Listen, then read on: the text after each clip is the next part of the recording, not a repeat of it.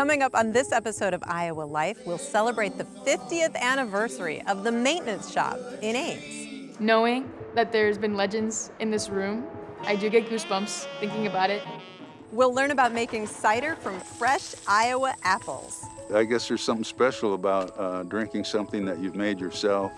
And we'll ride along with Escaramuza Quetzali and learn about the rich history of Mexican rodeo. We can do anything the man can do, but we do it side-saddle with one leg.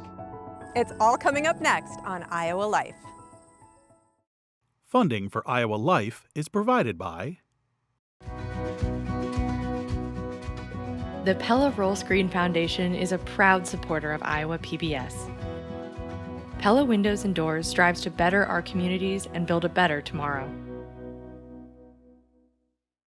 and by the Laney Grimm Fund for Inclusive Programming at the Iowa PBS Foundation.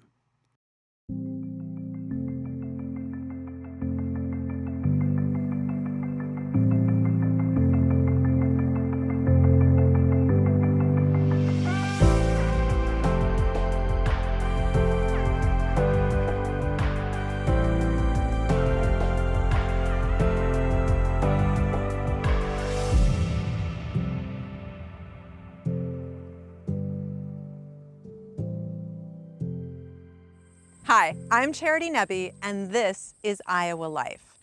There is so much to love about fall in Iowa. The vibrant colors and ideal weather are just begging us to get outside and take it all in. Those warm, sunny days and cool, crisp nights also create the perfect conditions for apples to ripen.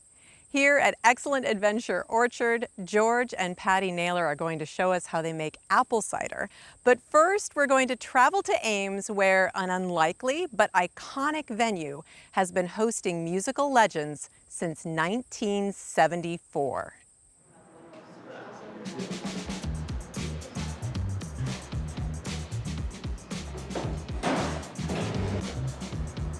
The maintenance shop, also known as the M Shop, is located on Iowa State's campus in the Memorial Union in the basement area. It's just a small concert venue. It's pretty great. Knowing that there's been legends in this room, I do get goosebumps thinking about it. But yeah, just the environment in here whenever there's a show is completely electric.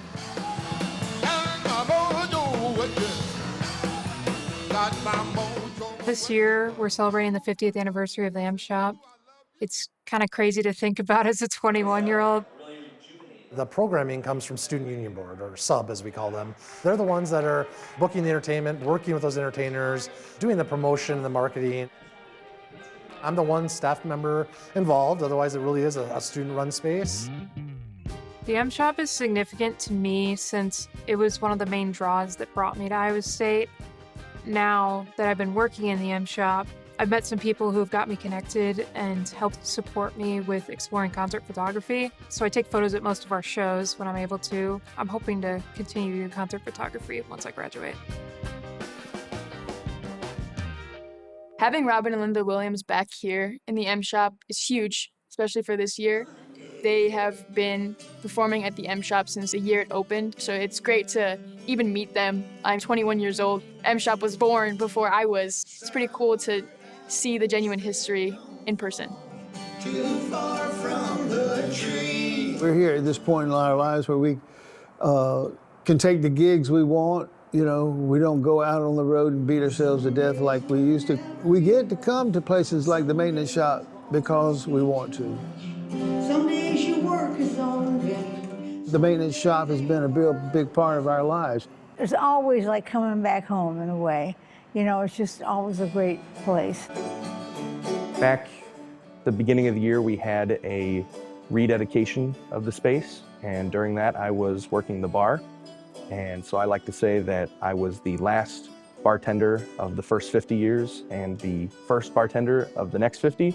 And I like to bring that up a lot because I think it's fun. Whenever I'm working here, it's a leadership opportunity.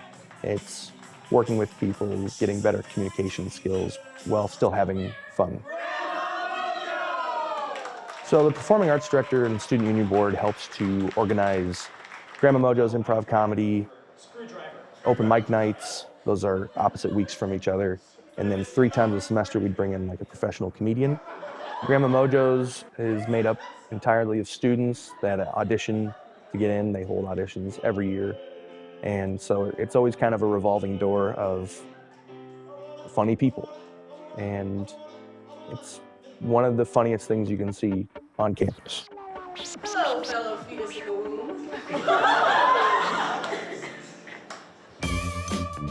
50 years ago, 1974, this was the mechanical department, or our maintenance shop at the time. The students championed to turn this into a live music performing venue, and history was born.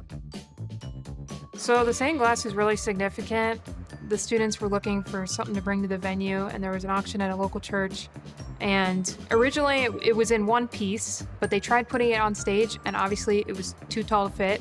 So they split the arched part of it and the rectangle part of it, and that way both are still present in the venue. Going into those 80s when IPTV, when Iowa PBS was here, doing the blues series and the jazz series, and these amazing artists that have all played in front of that same stained glass, and then it was, broadcast to the nation thanks to IPTV, Iowa PBS for, putting the M Shop on the map, so to say.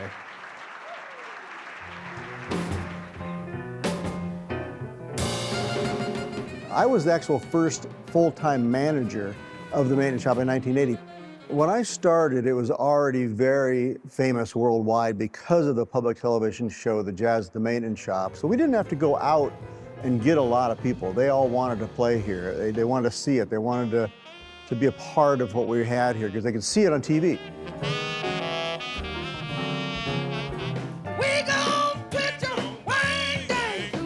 When Iowa Public Television, now Iowa PBS, when they came and did the blues show, it put us on the map in terms of Iowa, nationally, internationally. Shake it, babe. Hey, hey. John Lee Hooker. Hooker was probably my favorite show in the whole time I was here. It was done on a hot June night. Shake your money maker. I've been down since I began to crawl. If it wasn't for bad luck, I would have no luck at all. Albert King was interesting. If you watch that show, he had a broken finger. Big old white bandage, it was kind of wild.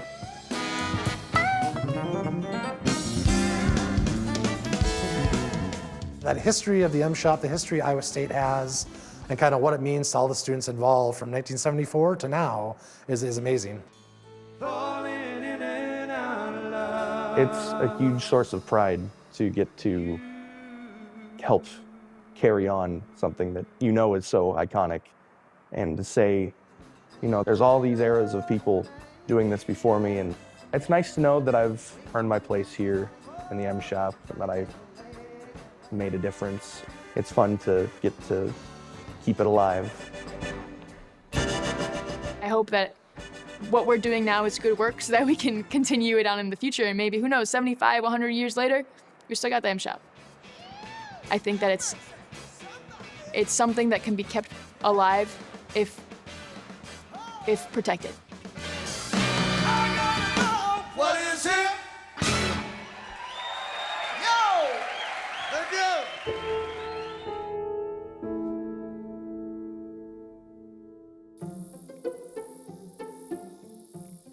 My son graduated from college in 2013, and he and his friends came up to visit the farm, and they were having all kinds of fun, and there were apples on the trees, and my son said, well, we ought to make hard cider. And he built a little press and a grinder, and sure enough, we made hard cider. Then he said, well, we ought to plant some more trees. I wasn't going to get in the way of him coming back to the farm, so we planted a bunch of trees with the idea of making hard cider from these special apple varieties. It's been an adventure, and that's why we've called our orchard Excellent Adventure Orchard.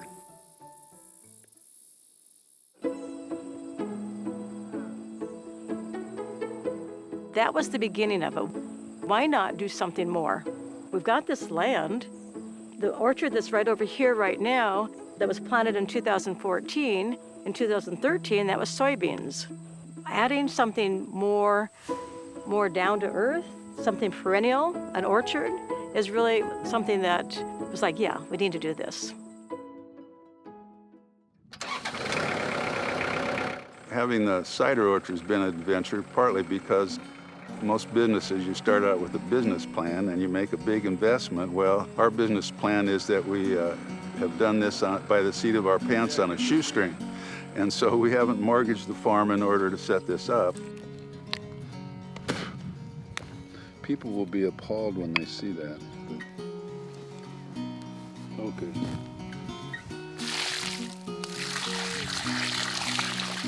Well, one thing people need to realize is this was all prairie out here. We're out in the middle of flat prairie in what's called the Des Moines lobe of Iowa, where the ground is flat.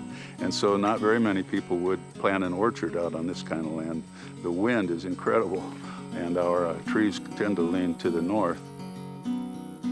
Planting an orchard out on the prairie wouldn't make sense to very many people, so we're bucking the tide there too.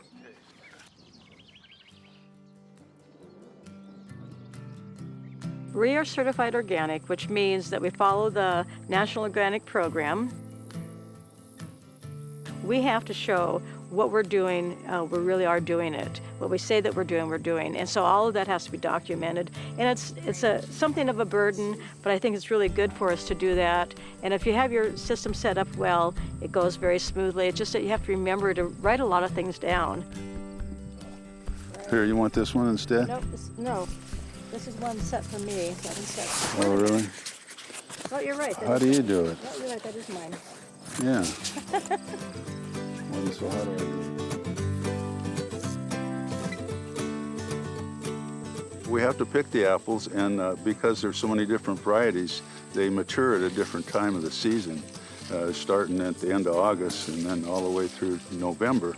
And so we have to be aware of what's getting ripe and pick the apples. When I planted a lot of these trees, nobody knew for sure if these kinds of apple trees would grow in Iowa because they come from England and France. But we have a lot of varieties of cider apples, and they are categorized as bitter sweet, bitter sharp, sharp, and sweet.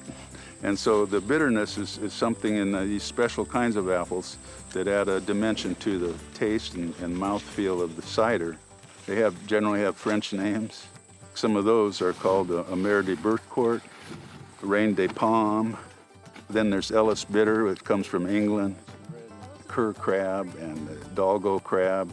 These all add a special dimension to the cider. So that's part of the art of it, is to figure out what's the good blend. And I want to emphasize, I have support from all of my neighbors.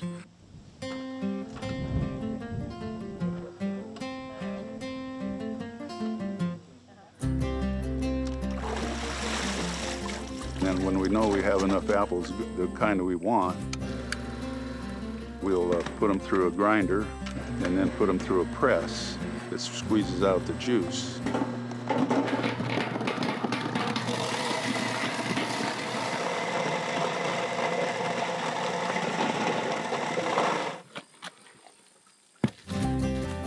So then we have 5-gallon buckets of juice that we experiment with. We've done this incrementally to make cider in small batches and kind of experiment with the different kinds of apples and different kinds of yeast. I'd make cider in 5-gallon buckets, and maybe I'll end up with 20 gallons or 25 gallons in a season.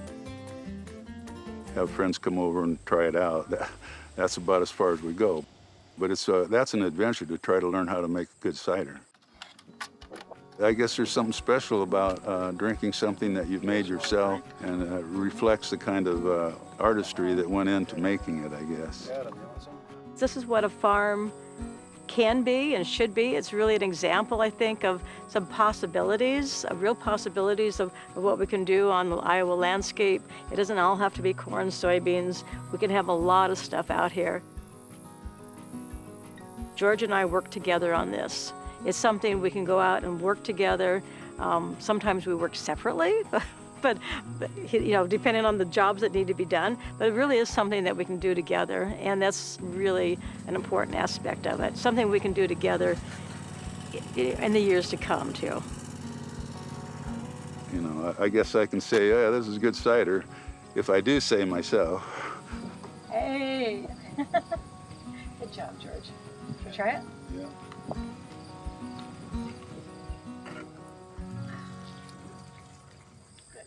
Apples have been part of the human diet since the beginning of time. The very first apples grew wild in the mountains of Central Asia. From there, they traveled on the Silk Road to Europe and eventually made their way to North America. The first apples grown here were sour and pungent, so when a sweet and delicious apple was discovered accidentally in Iowa, it was a big hit and quickly became the most famous American apple of all. You don't think of Iowa being an apple state, but the story of the Red Delicious apple starts down in Peru and starts with Jesse Hyatt. Jesse Hyatt was a Quaker farmer who was working in his orchard when he noticed a strange-looking seedling growing out of the root of a dead bellflower apple tree. So he actually chopped that sprout down once, cleaned up that area, and then the following spring, another sprout came up from that same area of that bellflower tree. So he decided to leave it be and see what would come of it. The sprout became a tree, and Hyatt found its apples were unlike anything he had ever seen. The description of the new apple was a bleached reddish strawberry colored skin, and it had 5 lobes on the bottom, which had never been in an apple before. So he tried it. He thought it was the best apple he'd ever tried, and he actually named it the Hawkeye apple after the Hawkeye state of Iowa. Several years later, when a wealthy nurseryman named Clarence Stark began a search for a new apple cultivar, Hyatt entered his Hawkeye apples into the contest. Mr. Stark walked around and actually carried a little booklet in his breast pocket of names for future fruits and vegetables when he came across them, and he had had one for many, many years waiting to be used, which was delicious. Upon biting into Hyatt's apple, Stark allegedly exclaimed, "Delicious!" And he was so excited to figure out where these apples came from. And in the process of shipping and unpacking at the show, Jesse Hyatt's information got lost. Thankfully, Stark persisted in his search for the perfect apple, and he hosted another competition the following year. And Hyatt, unaware that he had won the previous year, entered again. This time, the entry form was not lost, and Hyatt was rightfully proclaimed the winner. Mr. Stark was able to get in contact with Jesse Hyatt, and the Stark Nursery came and purchased the grafting rights, the plant rights, and the seed rights to the then Hawkeye apple, now Delicious apple. The name would later be changed to Red Delicious as more and more apple varieties were discovered. And though the Red Delicious no longer enjoys the market dominance of its heyday, its story remains a lesson in perseverance and holds a special place in our state's agricultural legacy. There's an apple tree still there to this day. There's a marker in the field as well. In our community, you know, it is something we are very proud of. The sport of charreria, or Mexican rodeo, is as tough as it is beautiful. It's a display of showmanship and refined technical skill. The women of Escaramuza Quetzali are on a mission to share their passion, dedication, and culture with fellow Iowans. Escaramuza is the female counterpart of the Mexican cowboy. We can do anything the man can do, but we do it side-saddle with one leg. The Escaramuza give a really, really nice touch of fiesta. Suba, suba, suba, suba, suba. I think it's one of the hardest things you can do while still claiming to have a good time, that's for sure. Shoulders! You can have expensive hobbies and you can have dangerous hobbies, but if you're gonna have an expensive and dangerous hobby, you gotta be in it for the love of the game. This is, you know, as expensive and as dangerous as it gets. And for a lot of these girls, this is a way of life.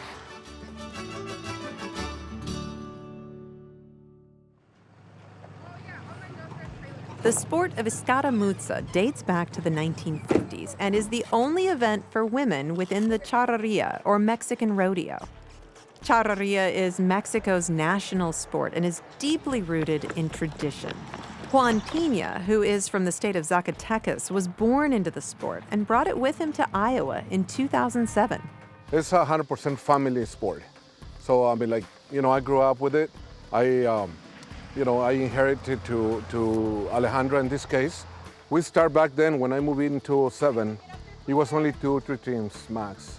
Now we have 8 teams of charros and 4 teams of escaramuzas. Escaramuza consists of a team of women who perform choreographed maneuvers around a lienzo, or circular arena, while riding side saddle.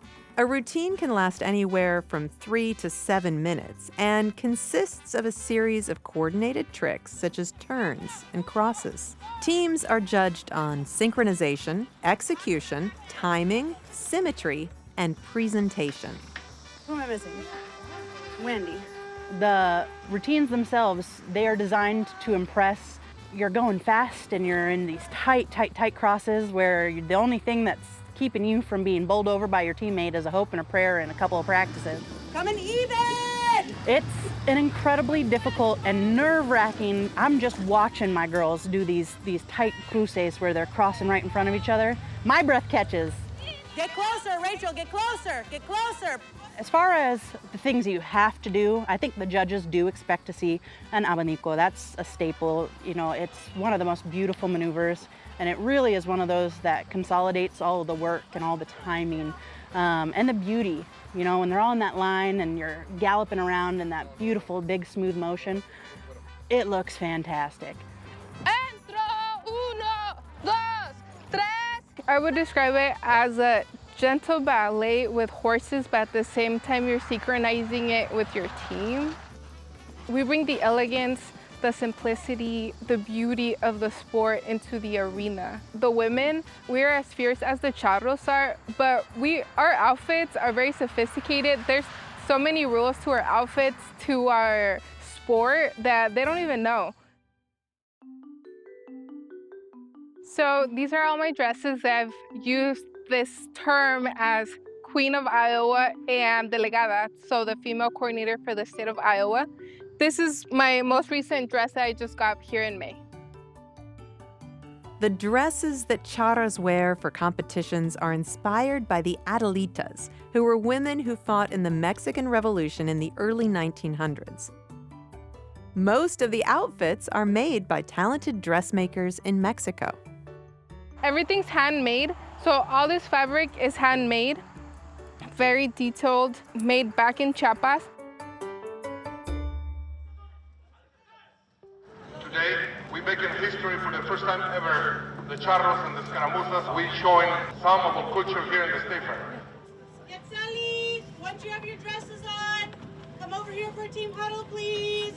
We're gonna do the exact same thing we always do to the exact same level. It's that perfection. We've worked on it, we've strived for it, we've achieved it. Carry it over. Do not let the nerves get you, okay? Culture should be appreciated no matter who you are, what culture you're from. It's the same as, like, you don't have to be Mexican to enjoy Mexican food. You just have to have taste buds. It's for everybody. You'll find something that'll appeal to you. You'll find something that'll, you know, touch your heart in this. It could be the horsemanship, it could be the beauty, it could be, you know, the fashion. There's something for everybody, and you don't have to be Latina or Latino just to participate. We accept everybody with open arms. The same that we want to be accepted. That's why we're doing all these things, is to bring our culture to the forefront, is to bring this beautiful community into the public eye. Thank you everyone for being here. We're gonna get started right away. It's our passion. We really love it so much, and we wanted to share with the Iowa. You know, seeing where we came from, our culture, keep our roots. And they are Escaramuza Quetzali, sí, señor. I love the passion. I love the adrenaline. It's put me in very uncomfortable positions that I would not have ever put myself in. And at the end of the day, I grow and I learned a lot of things. Escaramuza is about fierce women fierce individuals that if they set their mind to it, they can do it. You know, having her doing this, I just like feel really, really proud of her because she got this passion for this sport, and I just can't tell you enough how proud I feel. It demands perfection, and I think it pushes the girls to strive for that perfection. And in doing so, they truly do become better versions of themselves, able to, you know, have applicable skills that serve them well in life and as horsewomen and in any career they want to do. I, you know, joke with them about it. Whatever you're doing tomorrow is not as hard as you're doing right now. So I think it really is fantastic for just teaching wonderful, wonderful life skills. It's just not about charrería. It's about yourself, pushing yourself to the limit and trying new things and knowing that you can do that and have that confidence in you.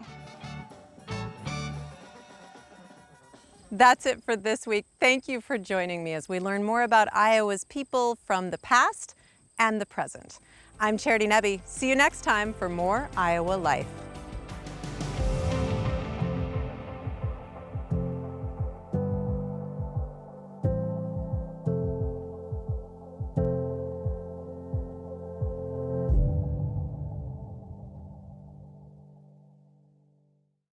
Funding for Iowa Life is provided by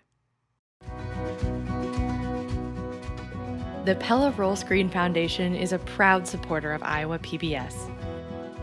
Pella Windows and Doors strives to better our communities and build a better tomorrow. and by the Laney Grimm Fund for Inclusive Programming at the Iowa PBS Foundation.